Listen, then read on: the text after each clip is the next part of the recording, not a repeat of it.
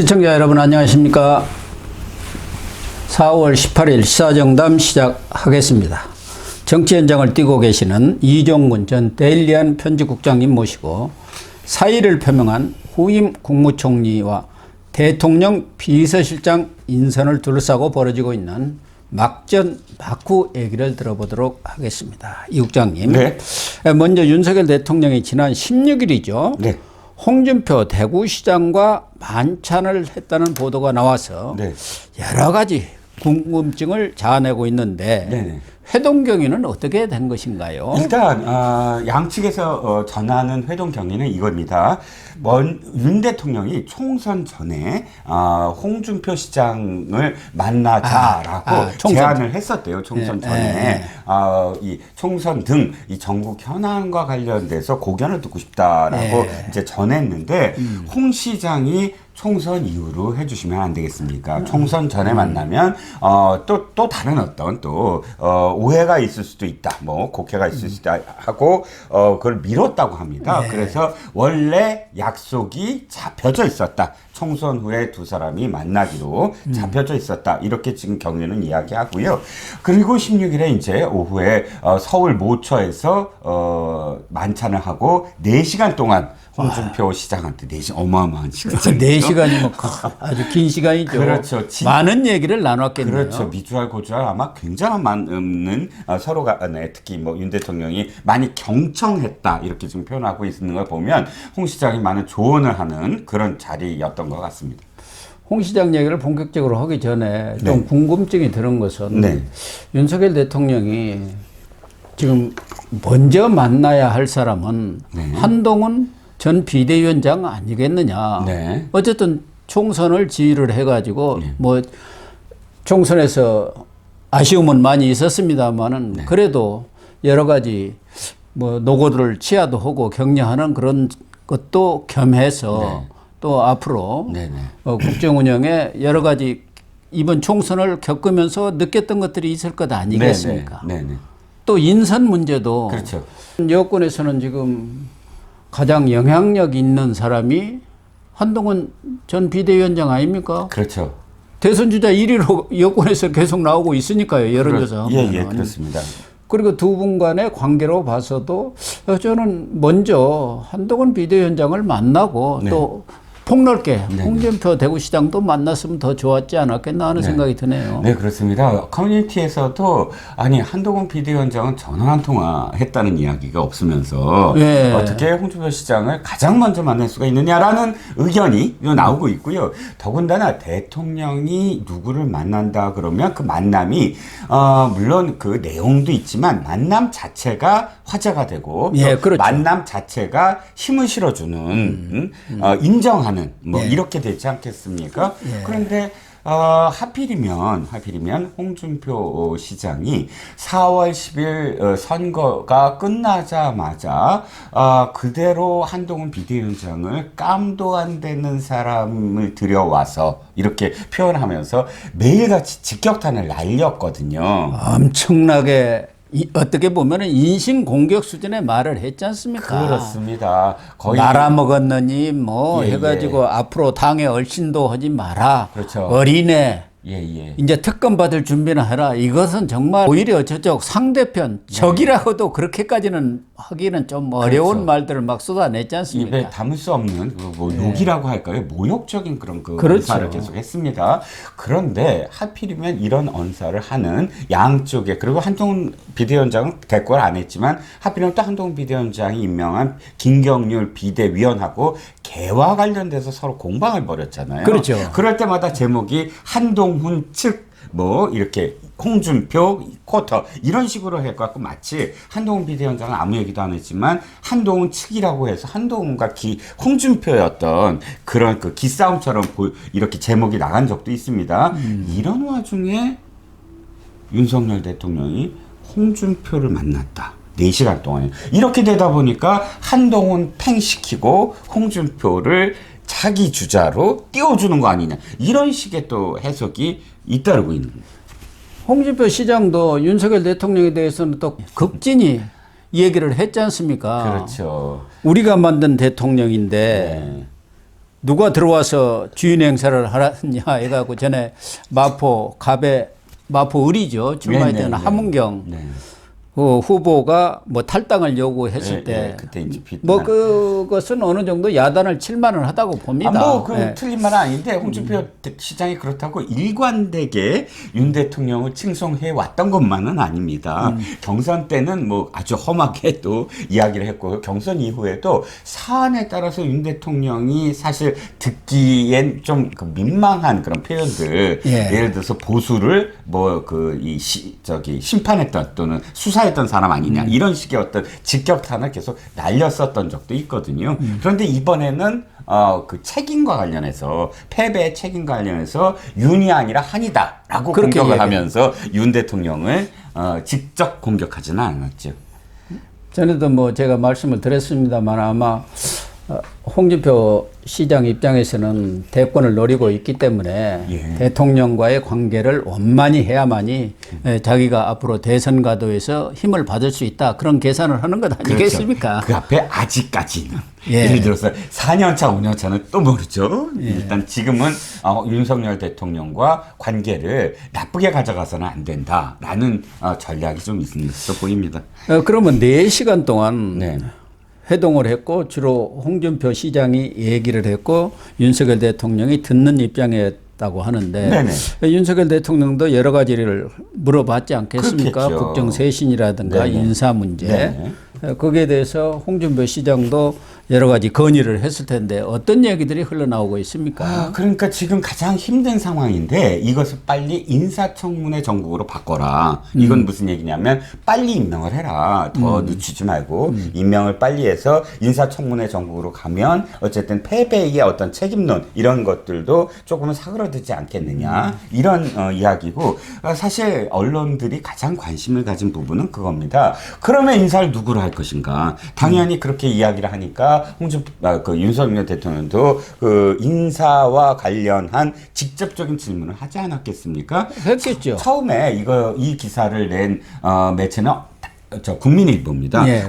국민일보가 아침에 갑작스럽게 단독 기사를 딱 지금 냈죠. 내자마자 그때에는 기사에 누구를 추천한다는 얘기가 없었어요. 그러니까 그냥 인사와 관련된 그런 조언을 했다 이렇게 했는데 그 뒤로 TV조선 등 많은 매체들이 바로 홍준표 시장한테 전화 걸지 않았겠습니까? 그랬겠죠. 그러면서 사람 이름이 나오기 시작합니다. 그러니까 첫 보도는 국무총리 후보로 야당과 소통이 가능하며 야심이 없는 사람을 고르셔야 한다. 이렇게 조언을 했다는 거죠. 사심이 없는 사람. 특히 그러니까 야심이 없는 사람이라는 것은 다음 대권을 노리는 사람. 그렇죠. 이런 사람들이 하면은 자기 정치를 한다. 뭐 그런 뜻 아니었겠나. 그렇겠죠. 그런 생각도 들고 또 대통령 비서실장 선택 기준으로는 정무 감각이 뛰어나면서도 대통령에게 충직한 사람이 필요하다. 이런 취지로 조언을 했다는 거예요. 뭐 저는 그 조언 자체는 정확하니 뭐 핵심을 찌른 것 아닌가 하는 생각은 듭니다. 옳은 말이죠. 누가 얘기했죠. 사실 총리와 비서실장의 차이는 확실하게 총리는 가급적 뭐 욕심이 없는 사람, 비서실장은 충직한 사람. 이건 사실 정답 아닙니까? 누가 이야기할 수도 있는 건데 문제는 그럼 누구냐? 실제로 누구냐? 가 중요하겠죠. 그러니까 직접 추천을 했다는 거 아닙니까? 사람을 거명을 해서. 국민일보에는 그 기사가 안 나오는데 TV조선 등 후속 기사에는 이름이 거론이 됩니다. 총리 후보 그러니까 홍준표 시장이 주장하는 야욕이 없고 자기 정치를 하지 않은 사람으로는 김한길 국민소통위원장을 지금 꼽아줬고 또 정무 감각이 있으면서 충직한 비서실장으로는 장제원 전 의원, 저는 아니죠 아직 장제원 의원이죠. 장제원 의원을 불출마를 했죠. 장제원 의원을 천거했다고 지금 신문에는 보도하고 있습니다. 그러면은 홍 시장 입장에서는 뭐 김한길 총리 같은 분을 천거한 것은 뭐 대야 협치라든가 또 국회에서 인준 이런 것들을 고려한 청거 아니겠습니까? 그렇습니다. 장제원 의원에 대해서는 뭐 정부 감각도 있고 충직한 것은 틀림없죠. 그러나 지금 야권에서는 원희룡 예. 전 국토교통부 장관이 거명되면서 거기에 대해서 비토 의사를 강력히 표명하고 있고 네. 장제원 의원에 대해서는 어떤 반응이 나온지 아직까지는 나오지는 않았지만 어쨌든 야권에서는 탐탁지 않게 여길 가능성이 높지 않습니까? 그렇죠. 비서실장은 사실 뭐 인준이 없으니까 탐탁하든 안 하든 임명을 뭐 그건 강요할 수 관계는 있지만 없죠. 예. 그럼에도 불구하고 또 친윤이냐 이렇게 지금 비난할 수는 있죠. 그렇죠. 예. 그러니까 뭐 사실 저는 홍준표 시장이 두 가지 생각이 들었어요. 첫 번째는 뭐냐면 우리가 조언을 할 때 진짜 내 생각을 이야기할 때도 있지만 상대방이 마음속에 있는 사람인데 쉽게 얘기를 못할 사람. 네, 대신 해주는 그렇죠. 거죠. 대신 이런 사람 어때? 그러면 굉장히 고맙잖아요. 네. 내 마음 내가 사실 그런 생각을 다 갖고 있지만 말로 쉽게 이렇게 꺼내지 못하고 불감청 고소원이라고 하지 않습니까? 그렇죠. 주저 하는데 상대방이 꺼내주면 그거 생각해볼까 하면서 흐뭇해야 할 수 있잖아요. 네. 저는 장제원 같은 경우는 특히나 그럴 가능성. 그러니까 홍준표 시장이 장제원 의원하고 그렇게 친한 사이는 아니거든요. 네. 물론 그렇다고 먼 사이도 아니지만 그러나 그 결이 좀 달라요. 바른미래당 갔을 때 엄청 또 욕하고 뭐 비난하고 이런 사이가 있었기 때문에 그런데 장제원을 굳이 꼽는다. 이건 왜 입안의 혀 같은 그런 관계를 딱 알아서 머리 팡팡 돌아가잖아요. 탁 꼬집어서 장제원 생각하고 있지? 라는 어떤 그런 전략적 차원이 아닐까.